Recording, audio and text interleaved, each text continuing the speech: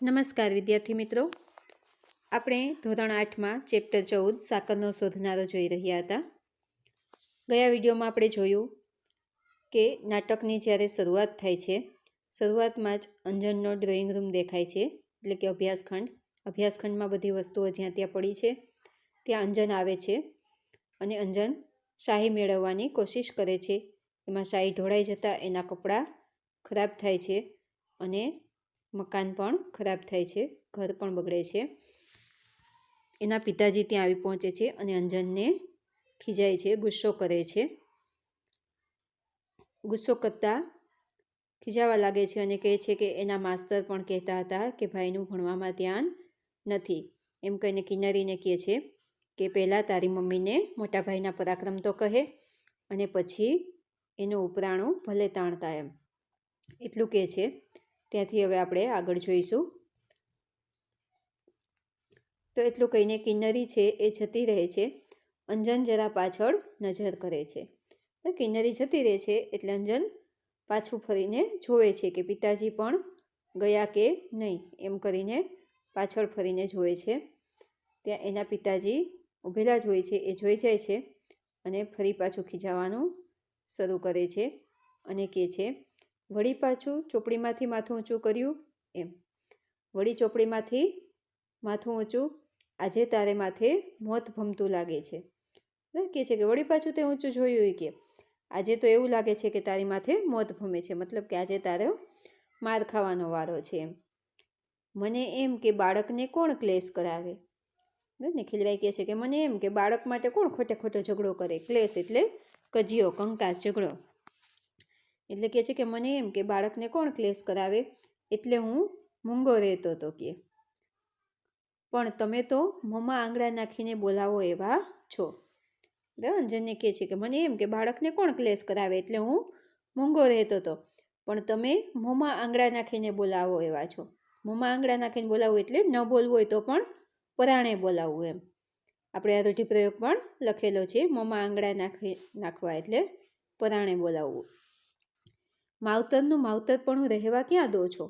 એવું કહે છે કે તમે માવતરનું માવતરપણું ક્યાં રહેવા દો છો કે માવતર જેવું કંઈ રહેવા જ દેતા નથી. માવતરની આજ્ઞાનું પાલન તો તમે કરતા નથી કે એટલી તોફાન મસ્તી કરો છો કે ન ખીજાવવું હોય તો પણ ખીજાવવું પડે છે. અંજન વળી પાછો વાંચવામાં પડે છે. એની આંખો પાનામાં છે પણ ધ્યાન ઠપકામાં છે. અંજન છે એ પાછું વાંચવાનું શરૂ કરે છે, એટલે એની આંખો છે એ ચોપડીમાં છે, પાનામાં, પણ એનું ધ્યાન ક્યાં છે? ઠપકામાં. એના પિતાજી એને ખીજાય છે ત્યાં એનું ધ્યાન છે. નિખિલરાય આગળ કહે છે, કિન્નરી કહેતી હતી કે કાલે તું વીજળી પંખાને અડપલું કરતો હતો, કોઈ દિવસ આંચકો લાગશે. નિખિલરાય ફરી પાછા અંજનને ખીજાવાનું શરૂ કરે છે અને કહે છે કે કિન્નરી એવું કહેતી હતી કે કાલ તું વીજળીના પંખાને અડતો હતો એમ, અડપલું કરતો હતો, કોઈ દિવસ આંચકો લાગશે કે શોટ લાગશે એમ. કિન્નરી દાખલ થાય છે.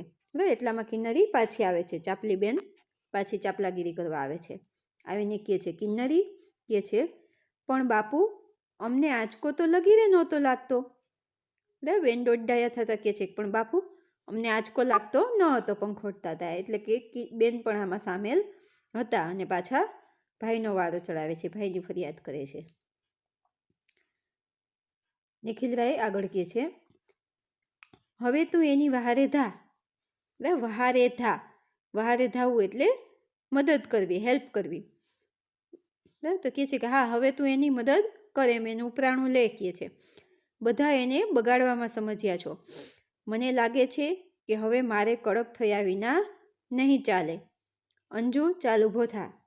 નિખિલરાય કહે છે કિન્નરીને કે હા, કે હવે તું એનું ઉપરાણું લે છો એમ, એની મદદ કરે, એની સાઈડ થાય છે. તમે બધા કે એને બગાડો જ છો એમ, બગાડવામાં જ પડ્યા છો. એટલે કે હવે મને એવું લાગે છે કે મારે કડક થયા વિના ચાલશે નહીં, મારે કડક થવું પડશે કે નહીં તો તમે બધા એને બગાડશો જ, કોઈ કંઈ ભણવામાં ધ્યાન આપશો નહીં. એમ કહીને પછી અંજનને કહે છે કે અંજન ચાલ ઊભો થાય એમ. નિખિલરાય અંજનને ઊભો કરે છે. અંજન ઊભો થાય છે, કિન્નરી ગભરાય છે. તો અંજન ઊભો થાય છે એટલે કિન્નરી ગભરાઈ જાય છે અને ડર લાગે છે કે પિતાજી હમણાં મારશે. જો એ ગમે એટલી બેનની ફરિયાદ કરે, બેન છે ભાઈની ગમે એટલી ફરિયાદ કરશે, પણ ભાઈને મારે તો એ પણ બેનને ગમતું નથી. એટલે જેવો અંજનને ઊભો કરે છે તો કિન્નરી ગભરાઈ જાય છે. આંખો કાઢી આમ આવ. નિખિલરાય છે એ અંજનને ઊભો થાય છે એટલે એની સામે આંખો કાઢે છે, ડોળા કાઢે છે અને કહે છે કે આમ આવ, આ બાજુ આવે. અંજન પાસે આવે છે, કિન્નરી દૂર દોડી જાય છે.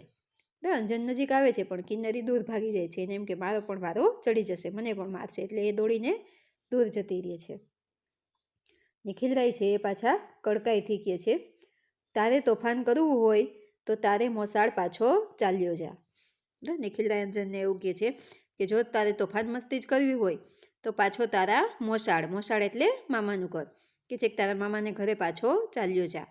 આનો મતલબ કે અંજન પહેલાં પણ મામાના ઘરે જ રહેતો હશે.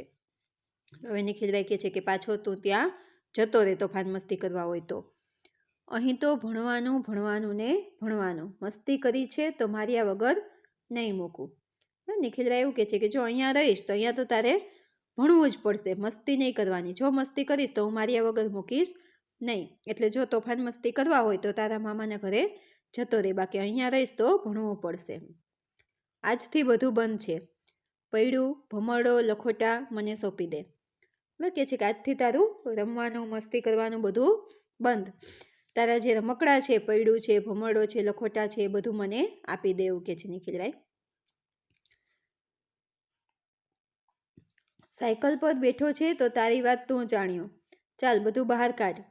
પાછા ખીજાતા કહે છે કે સાયકલ પણ ચલાવવાની નથી. જો સાયકલ પર બેઠો છે તો પણ વારો પડી જશે એમ. ચાલ બધું બહાર કાઢ, કે છે રમકડા જે છે એ બધા બહાર કાઢ, મને લાવ એમ. ટેબલનું ખાનું ઉઘાડી અંજન પૈડું અને સળિયા, ભમરડો અને ઝાડ નિખિલરાયને સોંપે છે. ટેબલનું ખાનું ખોલે છે જેમાં રમકડા મૂકેલા છે અને એમાંથી બધું બહાર કાઢે છે, પૈડું અને સળિયા. ગામડામાં કેવું હોય છે કે પૈડું ફેરવતા હોય છે. જે ટાયરનું પૈડું હોય ને તો એને લાકડીથી મારીને ફેરવે, અને લોખંડનું પૈડું હોય એમાં એક વાળેલો આકડિયાવાળો સળિયો હોય. પૈડું ફેરવીને એમાં એ સળિયો ભરાવીને ચાલતા જાય, બહુ સરસ ફરતું હોય છે. એટલે એ પૈડું ને સળિયા, ભમરડો અને ઝાડ એટલે ભમરડાને જે વીંટવાની દોરી આવે ને એને ઝાડ કહેવાય. તો એ ભમરડો અને ઝાડ એ બધું કાઢીને નિખિલરાયને આપી દે છે અંજન. તો નિખિલરાય કહે છે લખોટા ક્યાં? બરાબર, પૈડું અને ભમરડો ને એ બધું આપે છે પણ લખોટા આપતો નથી. એટલે કહે છે કે લખોટા ક્યાં? અંજન કહે છે ખોવાઈ ગયા. નિખિલરાય કહે છે કે મોટા ભાઈ થઈને કોઈને દઈ દીધા. નિખિલરાય એમ પૂછે છે ખોવાઈ ગયા છે કે પછી મોટા ભાઈ થઈને કોઈને આપી દીધા? અંજન છે ને બહુ દયાળુ છે, મિત્રોને પણ હેલ્પ કરે, એટલે લખોટા કોઈને આપી દીધા હશે. એટલે કહે છે કે ખોવાઈ ગયા કે કોઈને આપી દીધા એમ. તો અંજન ચૂપ રહે છે, મતલબ કે એણે કોઈને આપી દીધા હશે એમ. નિખિલરાય કહે છે આગળ બીજું શું શું છે? અંજન કહે છે કશું નથી. નિખિલરાય કહે છે જોવા દે. કાંઈ નથી તો કે મને જોવા દે એમ. નિખિલરાય ટેબલના ખાના તપાસે છે. ઊંડાણમાંથી થોડીક ખીલીઓ અને એક નાની હથોડી નીકળે છે. નિખિલરાય જોવા દે એમ કહીને ટેબલના ખાના બધા જોવે છે, ચેક કરે છે. તો ખાનામાંથી ઊંડેથી થોડીક ખીલીઓ અને એક નાનકડી હથોડી નીકળે છે. એટલે નિખિલરાય પાછા અંજનને પૂછે છે કે મંજુભાઈ આનું શું કામ પડ્યું હતું? એકાદ મગજમાં ખોડ એટલે ચસકી ન જાય. નિખિલરાય અંજનને પૂછે છે કે કેમ, આનું શું કામ પડ્યું હતું? કે ખીલીને હથોડીને એવું કેમ રાખ્યું છે તે? આનું શું કામ પડ્યું હતું? કે એકાદી ખીલી કે તારા મગજમાં પણ ખોડી દે એટલે ચસકી ન જાય એમ. પણ અંજન મૂંગો રહે છે, કંઈ બોલતો નથી. ફાટતે અવાજે નિખિલરાય છે એ પાછા ફાટતે અવાજે કહે છે બોલતો કેમ નથી? મોંમાં મગ ભર્યા છે? હથોડી કેમ લીધી હતી? પાછા એને પૂછે છે કેમ તું બોલતો નથી? મોઢામાં મગ ભર્યા છે કે? મોંમાં મગ ભરવા એ પણ રૂઢિપ્રયોગ છે. મોંમાં મગ ભરવા એટલે ચૂપ રહેવું, એમ કંઈ બોલે નહીં એનો મતલબ એટલે આપણે ત્યાં કહેવત છે, એક રૂઢિપ્રયોગ છે. બોલતા નથી એટલે કે કેમ બોલતા નથી? એમ મોઢામાં મગ ભરેલા છે, કાંઈ ભરેલું હોય તો ન બોલી શકાય, નહીં તો બોલી શકે ને એમ. અંજન બીતા સાથે ગભરાતા કહે છે આ ખુરશીના પાયા જરા ઢીલા થઈ ગયા હતા તે. બીતા કહે છે કે આ ખુરશી છે ને એના પાયા કે જરા ઢીલા થઈ ગયા હતા એટલે ખીલીને હથોડી ખોડવા માટે લીધેલી એમ, ખુરશીના પાયા રિપેર કરવા માટે. તો નિખિલરાય કહે છે તે તું સમા કરવાનો હતો કેમ? સુતારને ઘેર અવતાર લેવો હતો ને? કહે છે તો એ પાયા ઢીલા થઈ ગયા ખુરશીના તો તારે સમા કરવાના, તો તો સુતારના ઘરે અવતાર લેવો હતો ને, કેમ કે ખુરશી ટેબલ એ બધું રિપેરિંગ કરવાનું બનાવવાનું કામ કોણ કરે? સુતાર. લાકડાની ખુરશી હોય એટલે લાકડાની ખુરશી ને ટેબલ ને બધું રિપેર સુતાર કરે. તો ક્યાં ખુરશીના પાયા ઢીલા થઈ ગયા છે, તો જો તું રિપેર કરે છે તો સુતારના ઘરે અવતાર લેવો હતો ને તો રિપેર કરત એમ. અત્યારે હાથે કઈ રિપેર કરવાના છે એમ. આવો દોઢ ડાયો તું ક્યાં લગી રહીશ? કે આવો જ દોઢ ડાયો થઈને ક્યાં લગી રહીશ? ક્યાં સુધી હાથે બધું કામ કરતો રહીશ દોઢ ડાયો થઈને? મારે તો તારા નામનો કેટલો કકડાટ કરવો કે.